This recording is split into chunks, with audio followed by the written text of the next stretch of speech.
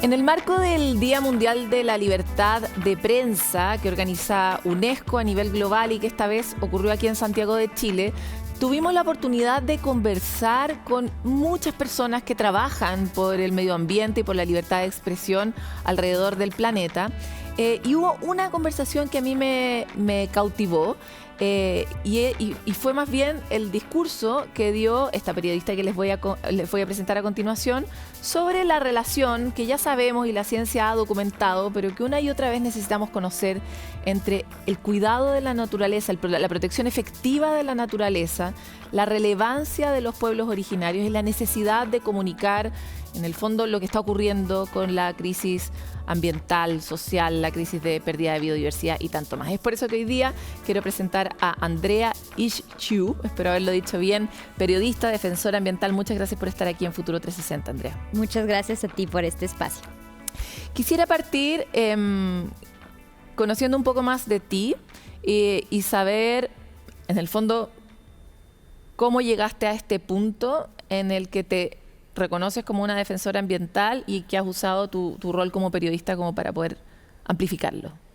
Bueno, para mí como mujer maya quiché, la responsabilidad de la palabra es parte de los sistemas también culturales con los que he crecido. Y desde muy pequeña empecé a ejercer la comunicación en mi pueblo, en la radio, en la televisión. Y luego además yo soy una generación millennial, a la que el desarrollo del Internet 1.0, los blogs, las redes sociales le dio la posibilidad de experimentar y de empezar a contar historias desde mi contexto cultural y político, que era el pueblo quiché de Totonicapán. Y crecí muy cerca del bosque comunal de mi pueblo, muy cerca de un sistema colectivo de organización alrededor de la tierra y el agua, que esa es mi escuela política y de vida. Y entonces, la preocupación por la tala, la preocupación por los proyectos extractivos que estaban queriendo llegar a mi pueblo, la preocupación por ver los efectos de la crisis climática y el calentamiento global llegaron muy pronto. Entonces, por eso.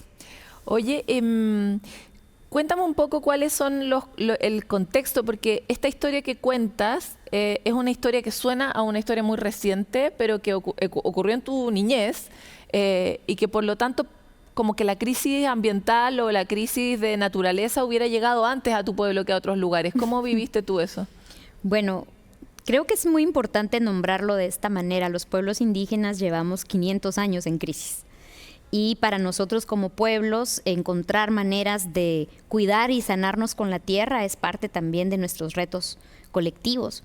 Y cuando hablo justamente de los modelos de depredación de los territorios, a nosotros nos tocó ver cómo el incremento de la huella urbana se comía parte del bosque colectivo, cómo en pocos años nuestros ríos, que eran limpios, que yo crecí viendo limpios, se convirtieron en basureros, y cómo la mala gestión, digamos, de los bienes comunes, han deteriorado nuestras buenas condiciones de vida. Entonces yo pude verlo y testificar en mi infancia, en pocos años, cómo malas decisiones administrativas y políticas han llevado al deterioro de nuestra calidad de vida, han afectado las fuentes de agua, la contaminación de los suelos y el cambio en el uso de la tierra, el uso de los pesticidas, el cambio en los ciclos de la agricultura en mi pueblo y también las señales del territorio, ¿no? Y un poco compartía en la ponencia que para nosotros también la tierra, el cielo nos habla.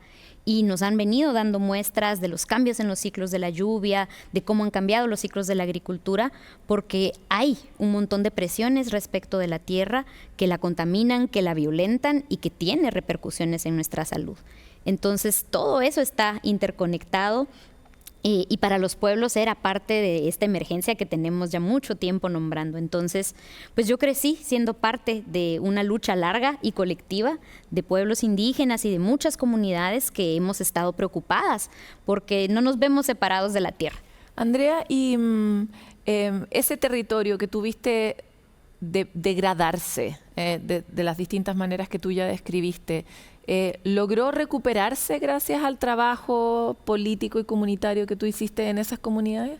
Bueno, no es únicamente mi trabajo. digamos. No, estoy hablando del de todos de ustedes. Yo soy un hilito comunitario en ese tejido que somos el pueblo maya quiché de mi pueblo, pero claro que sí, o sea, es un trabajo colectivo porque año con año en mi pueblo somos miles de personas que hacemos servicio comunal, que hacemos faenas de reforestación, de cuidado de la tierra, de sensibilización en centros educativos y tratamos de mantener cohesión colectiva para que la responsabilidad sea compartida, porque el cuidado de la tierra, lamentablemente en este momento de la humanidad, está en muy pocas manos. Es un trabajo que se recarga, como se nos recargan a las mujeres tantas tareas, ¿no?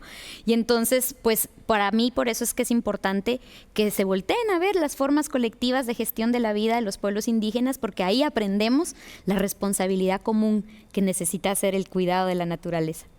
Andrea, la conversación entre pueblos indígenas y todo el resto de las formas de vida que existen en el planeta no está siendo una conversación fácil.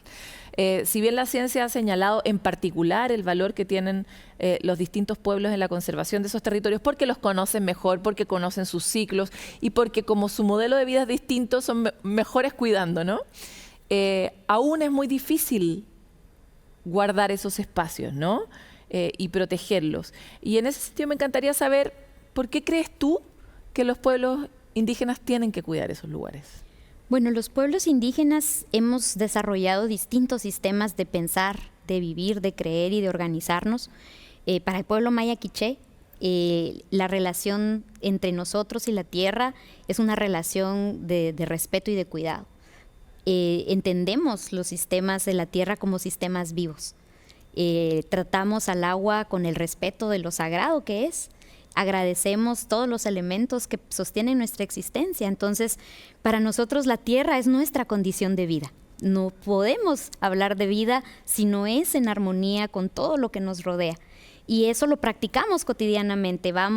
Cada vez que vamos a un cerro a hacer una ceremonia, estamos haciendo un acto de agradecimiento a lo que nos sostiene.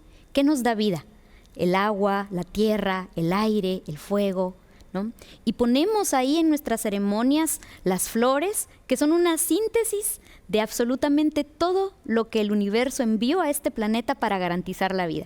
Entonces nosotros agradecemos al corazón de la tierra, al corazón del cielo, y podemos vernos en relación con la tierra. Y esa es una manera distinta de relacionarse con lo que te rodea a las relaciones de imposición de jerarquía que ponen ciertas vidas por encima de otras. Entendemos la vida tejida en red. Y entonces creo que eso es muy importante traerlo a la conversación colectiva, porque en este momento en que nuestros retos son planetarios, necesitamos aprender a gestionar la vida desde otros lugares y generar relaciones de reciprocidad entre las sociedades. Ningún pueblo va a poder solo remediar los efectos de la crisis climática, y por eso los pueblos indígenas hemos invitado a revisar esa separación humano-naturaleza y construir otras relaciones. Andrea, algo que es muy difícil en este tiempo es ver de qué manera se conecta esta conversación con otra conversación que a la luz de otros argumentos suena también razonable. Por ejemplo, buena parte de la humanidad vive bajo la línea de la pobreza. Particularmente el sur global, que es el que nos toca a nosotros, está en una ruta o en un intento de desarrollarse y crecer y cambiar este modelo que durante mucho tiempo ha sostenido nuestras economías, que son modelos principalmente extractivos. Sin embargo, para lograrlo, hay algo que tiene, o al menos eso es lo que plantea el sur global, hay un esfuerzo que tiene que hacer, para el que en el mismo discurso se necesita extraer otro poco más, emitir una cantidad de gases, etcétera, ¿no? Esa conversación la conoces de sobra. Entonces mi pregunta es, ¿cómo se conecta, cuál es la bisagra que conecta estas dos formas de mirar el problema que permita realmente un camino conjunto? Porque si no, todo lo que tú dices tiene todo el sentido del mundo, por supuesto, pero ante los desafíos, por ejemplo, de la extrema pobreza, también tiene todo el sentido del mundo buscar una salida. Puede que no lo tenga en el largo plazo, pero eventualmente lo tiene en el corto. Entonces, ¿cómo ves tú que se puede tejer ese camino común y cuál podría ser esa ruta intermedia? Bueno, creo que también es importante pensarnos la crisis climática no únicamente como el problema. La crisis climática es una consecuencia de modelos de desigualdad que tienen muchos años operando en nuestros territorios. Entonces, lamentablemente, el empobrecimiento de muchas comunidades es resultado de ese modelo extractivo, de acumulación de riqueza en pocas manos, de tierra en pocas manos, que ha generado violencia. Entonces, las soluciones no deben ser repetir lo que causó la enfermedad, ¿no?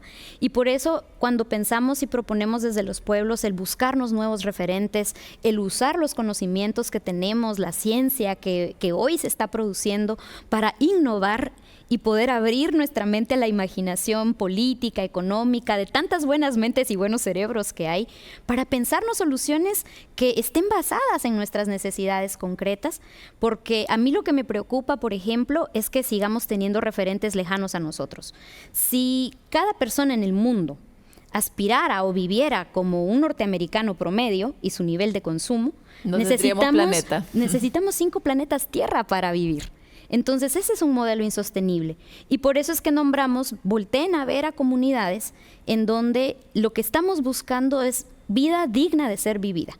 Y la vida digna de ser vivida es esa en donde tenés lo que necesitas para vivir, no tomás más. Y cumplimos y suplimos esas necesidades básicas. Entonces yo creo que eso es muy importante porque vivimos un modelo que en nombre del crecimiento y la acumulación genera mucho desperdicio, obsolencia programada y no estamos pensando en la generación de energías, bienes y necesidades que satisfagan y vean a largo plazo, sino que es la acumulación, el ahora, el consumo, la inmediatez, el desecho. Entonces, ¿cómo cambiamos esa cultura? Y a eso me dedico justamente desde las narrativas. Andrea, ¿tú tienes hijos? No, pero quiero tenerlos. Pero tienes niños cerca. Sobrinas, sobrinos, ahijadas, familia extendida. ¿Cómo invitas a esos nuevos seres vivos que están tan bombardeados por ejemplo, el modelo de vida de una persona que vive en Estados Unidos cotidianamente, a este otro mundo? ¿Cómo comienza ese cuento? Empieza regresando a la tierra. El animarnos a conocer nuestro territorio. No podemos cuidar lo que no conocemos. Y reconocer nuestro territorio, reconocer qué es lo que nos da vida, jugar, ¿no?, con otras personas, imaginar y resolver nuestros problemas comunitariamente. Algo que es valioso y que a mi pueblo le da sentido es que los vecinos, aún en medio de nuestras complejidades y diferencias, resolvemos nuestros conflictos y necesidades en colectivo. ¿Cómo estamos gestionando nuestra vida común? Eso creo que es una invitación a conectarnos con la tierra, a conectarnos con la comunidad que nos rodea, a organizarnos con otros. Como dicen las feministas, para iniciar un colectivo solo necesitas una amiga. Y entonces esa también es la invitación a la acción climática. Empezar a hablar de esas cosas que queremos, de plantearnos nuestros sueños y de organizarnos para lograrlos. ¿Qué es para ti lo que más conmueve o cautiva a un niño o a una niña? Soñar, imaginar, jugar.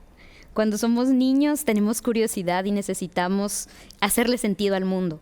¿Cuáles son esas historias que te cuentan en tu infancia que te enseñan a relacionarte con el planeta, ¿no? Y entonces a mí mi abuelo me habló que el fuego me estaba enseñando que la tierra está viva, que tengo que escuchar al cielo, que tengo que aprender a entender las señales que me da la lluvia.